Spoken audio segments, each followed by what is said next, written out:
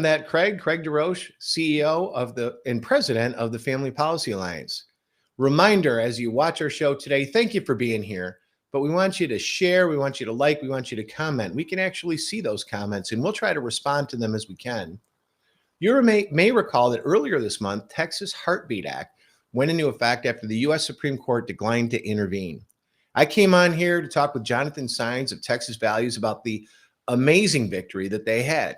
But at the same time, as we were celebrating, Nancy Pelosi was triggered. In light of the Texas victory, she's bringing a radical bill to a vote in the House tomorrow, which for reference is September 24th, 2021. And that would really bring abortion on demand in America. And that's just one of the things that she's up to. This is a crazy week. I'll give you a hint on one of the others, though. She's trying to put women in the draft, that little small thing. Joining me today to talk about all of this is Doreen Denny, Vice President of Government Relations for Concerned Women of America, the nation's largest public policy women's organization. She's an opinion writer, commentator on cultural and women's issues, and has appeared on major networks such as Fox News and NPR. Doreen has worked in the White House under President George H.W. Bush and the U.S. Departments of Education, Health and Human Services in both chambers of Congress. And that's just some of what she's done. She's a wonderful guest. Doreen, thank you for being with us today. Thank you, Craig. It's wonderful to be with you. Well, it's great to have you. And I let the cat out of the bag. Nancy Pelosi is trying to advance abortion any way she can now with a radical bill, a federal bill. So what is Nancy Pelosi's new bill and what's in it? Well, they'd like to call it the Women's Health Protection Act, but it's nothing about protecting women or protecting health. In fact, it is the most radical abortion bill ever to reach the floor of the United States Congress. This is a bill that would allow for abortions from the federal government. It would be a mandate for all states, for any reason and at any stage of pregnancy up until birth. This is a travesty. It is truly truly tragic at this point in time when we've had so many states pass laws to protect unborn children. We increasingly see that. You mentioned the state of Texas, but many other states have done things to say and to recognize that a child in the womb is a human being and deserves protection. That's not to say that women don't have challenges, and some are facing and experiencing unplanned pregnancies. But in this case, this would be a federal mandate that basically says no state could pass laws to protect women, to protect unborn children, and certainly even pass regulations that would ensure that any kind of clinics that are involved in abortion would have any standards. So this would bring the kind of back alley concerns right back into the clinics. No standards for health, safety, cleanliness, or anything. This is so concerning, and it's something that I know at Family Policy Alliance, Concerned Women for America, that we're working to stop. And if you want to take action right now to stop this abortion on demand bill, you can do that at the link in the comments right now. And we would encourage you to raise your voices right now. This is a radical approach. It's not just this bill. It's the approach. It's who we envision the federal government to be. And with our hope and our prayers and our hard work, maybe we can make a difference here. But one of the questions I have for you, Doreen, you're one of the most respected strategists and tacticians. I did that word on purpose in DC on these issues. Why is Nancy Pelosi doing that now? Is it related, do you think, to the Texas law? Well, I do think that they saw that as their opportunity. This bill was introduced earlier this year when the Democrats, of course, took over.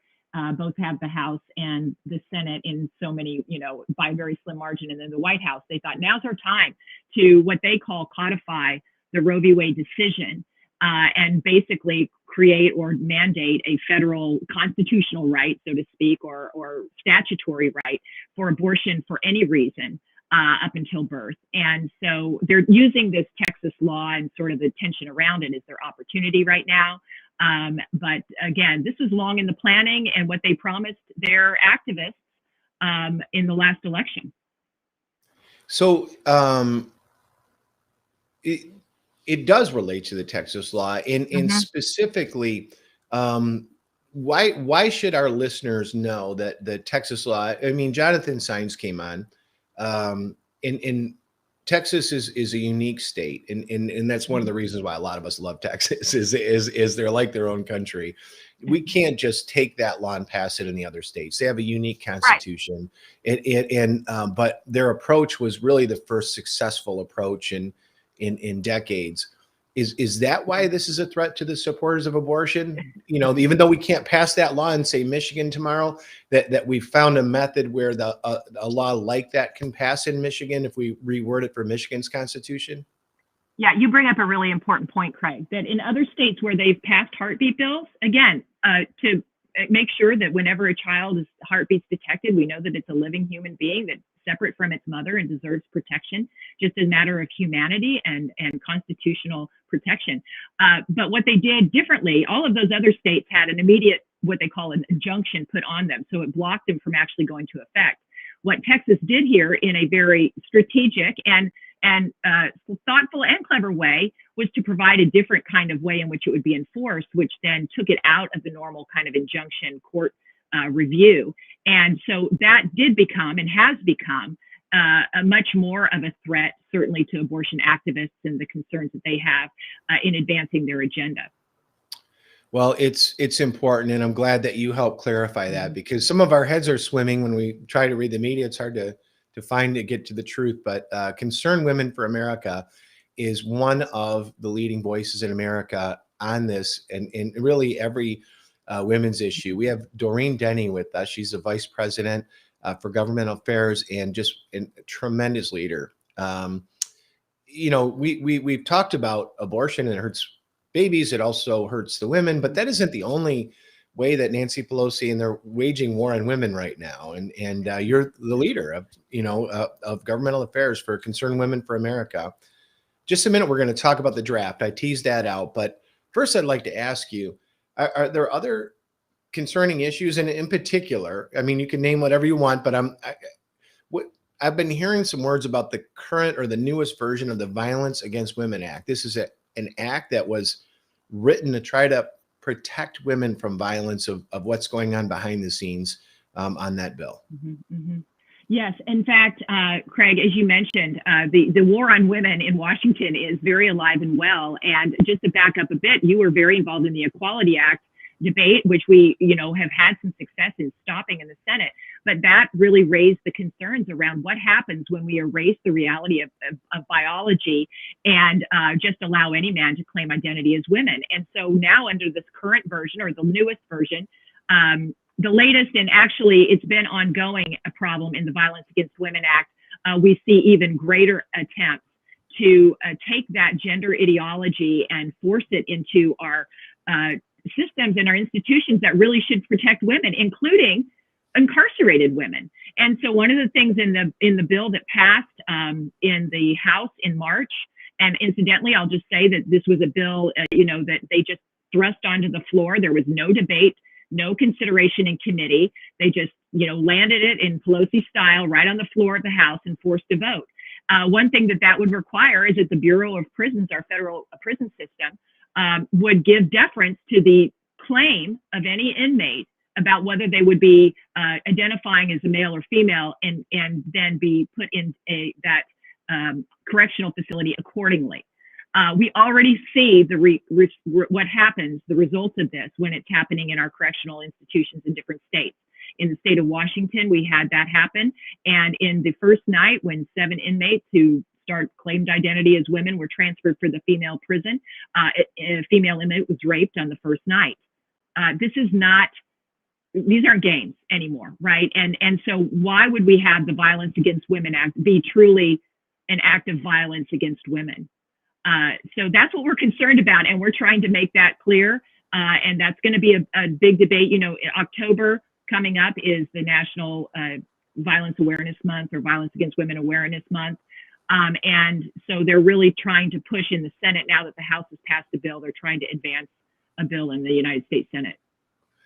It's also concerning, and a law aimed at protecting women from violence is actually going to be used to put women back in harm's way. But Yeah. this is what's happening today, and they put it in the infrastructure bill. I actually where a bunch of Republican senators voted for it. And if lies fill potholes better than cement and asphalt, then I'm all for it. But I don't think that they're actually a effective way for us to build roads. And they put in this whole section about bringing women contractors into road construction, and then they eliminate the gender. Like in a lower section to say any man that wants to get the bid can just say, well, I'm a women-owned business, because anybody's allowed to check that box. So it's a lot of hypocrisy, a lot of lies. But I've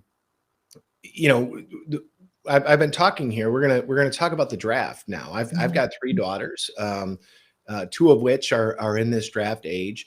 I don't worry about my daughters serving if that was their choice. I think that would be a great way to honor our country. I would be very proud of them, and I would send them off with a lot of prayers and support. I do, and we do have a lot of concerns about including women in the draft, and we consider this really looking at it that, again, what kind of country do you want to have? What's worth fighting for? And if we don't have somebody home to raise the kids, if we don't have somebody home to work in the plants, if we're going to cancel, as we said at Family Policy Alliance, Rosie the Riveter, what kind of country are we becoming here, Doreen? And can you share with us about your Don't Draft Our Daughters initiative and how that's going? Sure. Thank you. And I would just say that as the mother of a daughter who's training to be an Army officer, my daughter will commission next year in the United States Army. She's through the ROTC system right now. And so I believe strongly in the opportunity and ability for women to serve in the armed forces. I'm a champion of that. I'm on the front lines with her and her goals and objectives in this area. But that's not what we're talking about when we're looking at adding women to the selective service system. The selective service system was put in place, and it still remains today, as the mechanism for calling a draft in times of a national crisis. There was a reason that we only had male citizens sign up for that, because in the intensity of having to call for a national emergency, when you literally need combat replacements to replace men that were in arms and in harm's way, men and women today, to augment your force, that you didn't have enough of the volunteer force, you're going to be putting people in a very quick kind of training and deployment mode. And so you need to make sure that this is a matter of military readiness and capacity. And it's not to say that women can't serve in different things, but in different ways. But we don't need to have our daughters be the ones that are sent to the front lines in a time when our nation needs to make sure that military readiness and national defense is the number one priority. What we've seen with women in combat roles is that there is greater opportunity for injury. There's a less of a retention rate or capacity rate. We understand that. Why? Because we understand the physiological differences between men and women, the importance of readiness during wartime. And so it doesn't make sense, especially in the years in which our daughters and young women are advancing their own futures for whether that be through marriage, through giving birth to children, through supporting at the home front in different ways. We saw that, how mothers came to the rescue during the COVID crisis to be the ones who are helping to educate their children at home. These are the ways we can serve. We don't need to be putting them on the front lines in military combat or for that purpose. And so, it's really an insult to women, as we say today, really insulting to our own dignity and worth to suggest that equality means sameness with men, and that all of our institutions have to just erase the reality of our biology and our uniqueness and dignity and female status in order to somehow accomplish some other kind of, quote, equality goal. That's not what this is about. It shouldn't be about this. And unfortunately, the commission that led to where we are today in the United States Congress considering this measure simply just concluded in its, after 3-year process, $45 million of taxpayer funding, that the time is right. It's the 21st century. And so things are different now, and we ought to just have women in the middle of it. Wow. It's an amazing time to be alive. I fear a lot of mistakes are being made that are going to hurt our country in the short and the long run. And I think that this is certainly one of them. But with God's protection, may we go another 45 plus years before our draft is used, because that gives us time to rethink this really dangerous policy. And thank you, Doreen and Concerned Women for America, our guests here, for the work that you're doing on the Don't Draft Our Daughters initiative. It's a big deal. I think as these wars are far away right now, that we think it's not that big of a deal. It doesn't affect me, so what? But it does affect. Yeah, it affects the culture of our country, and I'm talking to the audience, not to you. That don't think that this is a small thing. This is a major structural, ideological, strategic, practical, you name it, move that the leaders in Washington, D.C. are trying to do, to say the family doesn't matter that much.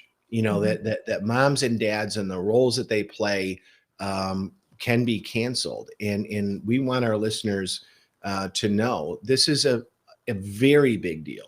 And it's something that too many Republicans have discounted and gone along to get along in the last couple of weeks. So we want you to be involved with Concerned Women for America. We want you to take this seriously, because as you let each one of these things, again, I'm talking to the audience here, Doreen, is we let these things go and say, well, can't we make a concession here? Can't we make a concession there? What you're going to be left with is the family that the government allows you to have only by application, and the forms, and show us your papers of where you are. And we don't want to devolve. We don't want to set this back. We know that the role that mothers play in the rearing and raising of children, and in the defense of our country and keeping our country going at war times. We've seen that. We've honored that. We have beautiful paintings of it. This is a big deal, and we want you to get involved. So please check out what Concerned Women for America are doing, and please take this seriously, because there's too many people from, as I said, both parties that are treating this like it's not a big deal because we haven't used the draft recently. It is, and we want you to be involved. Yeah, and I would just to add on this, the provision that they're considering actually opens the door for using the selective services for maybe other purposes or expanded purposes. It may not just be, we can declare national emergencies in a lot of different ways. And so I think that this is the other thing that we're looking at, is not only, certainly deployments for wartime, for other ways that we would be enlisting or requiring people, conscripting them for forced service.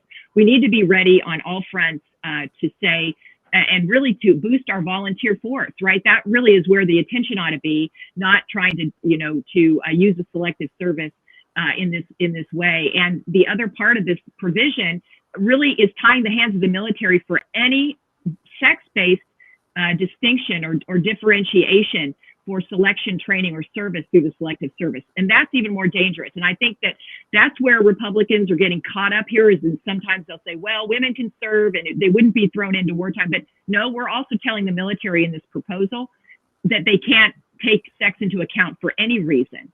And that is really dangerous.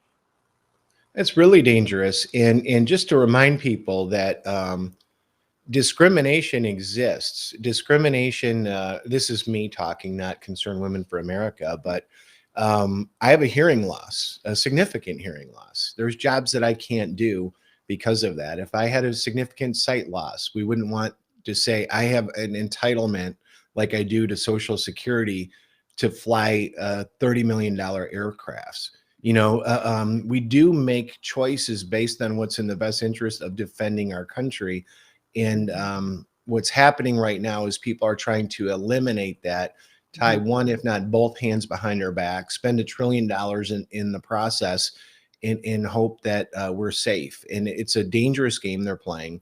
It affects more things. And again, for our listeners, if this doesn't get you concerned with Doreen Denny, the Vice President of Governmental Affairs for Concerned Women of America, just said, they're going to expand what it means to declare an emergency. We've never seen that happen, right? The CDC, for some reason, can tell us whether or not landlords can collect rent. You know, the Fish and Wildlife can tell it, you know, the government will use the powers that it has. And Dwight Eisenhower called it the military industrial complex. And he was the supreme commander World War II. And he had great concern about this. We should be concerned. We want you to be concerned. Please plug in with the Don't Draft Our Daughters initiative. It's a big deal. Doreen, you've had a wealth of experience. You've seen these ups and downs. You work with all the way with George Herbert Walker Bush, and I've been in the game nearly as long, doing different things in my career. With everything we're facing, a lot of people at home right now, they're saying, you know, this is the worst time. I'm not sure if that's true. I think there's some things to be encouraged about. So what are the bright lights, the things that we can talk about for the audience that's working so hard this year to push back? What kind of encouragement can we give them? Well, I would just say that we've seen the energy really happen at the local level in your communities. We've seen people go to the school boards and tell them why we shouldn't be, teaching critical race theory and having gender neutral bathrooms, or allowing transgender students or any claim to identity beyond your sex, at any time, to be where you're playing your sports and in what restrooms and locker rooms you're in. We're seeing that energy, and honestly, that's having an effect in Washington D.C. And I can tell you that any contact you make with your congressmen and your senators, they're hearing you. They hear you. They don't always agree or necessarily will act accordingly, but that's the way we can make a difference. And I think that there's what the Democratic Party is experiencing right now. And you see that in their inability to really advance some of their agenda down the field. They're in a tough spot right now. They're seeing that people are not agreeing with the radical nature of their agenda. And 2022, next Congress looms large for them. There's only a 3-vote difference between the majority and the minority, and a very good chance that the Republicans have, if they do their job well and stand on the right side of the issues that people are concerned about, to actually overtake the House and the majority and retire Speaker Pelosi. And so I just have to say that we're looking ahead, certainly, at the next 12 months, the importance of those things, the fact that the Democrats right now are in disarray, that they're trying to pursue so much in terms of taxation and spending and these radical objectives. And if you didn't see, the House Freedom Caucus yesterday did stand up strongly for our concerns here in the National Defense Authorization Act, and wanted to hold the Republican leadership accountable. We have a chance to try to get this Draft Our Daughters thing ditched through the process still in the Senate and in the conference. But the leadership's got to stand strong on our side here, and I think that they need encouragement to do that. Well, that is encouraging, and there is a lot of I'm a former Speaker of the House, albeit at a state level, but I know the ebbs and the tide and everything, and the stuff that Joe Biden and Nancy Pelosi are working on right now are things that if they were going to get them done to their liking, they should have been done by March. And it's you, the audience, the people that support the Family Policy Alliance, that support the Concerned Women for America. Please continue supporting both organizations. Please keep commenting. Please keep sharing, because they're running out of time.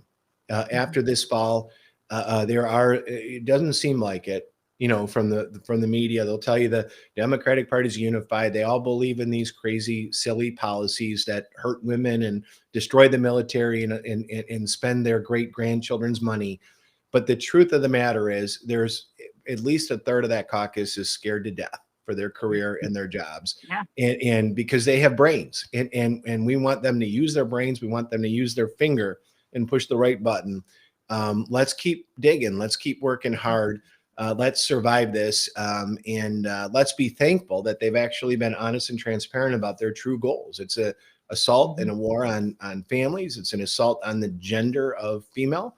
And they're not gaining the ground that they did, and they've unmasked themselves in the process. So we can take this forward. We can work. We can let people know the truth, and God willing, we'll have a legislature seated in Congress in the future that will remember this lesson for decades to come. Doreen, it's a privilege to have you on. You're a wonderful leader, and taking time out of your day in this crazy week to be with us. It's a huge privilege. God bless you. Thank you for being with us today. Thank you, Craig. Thanks so much. All right.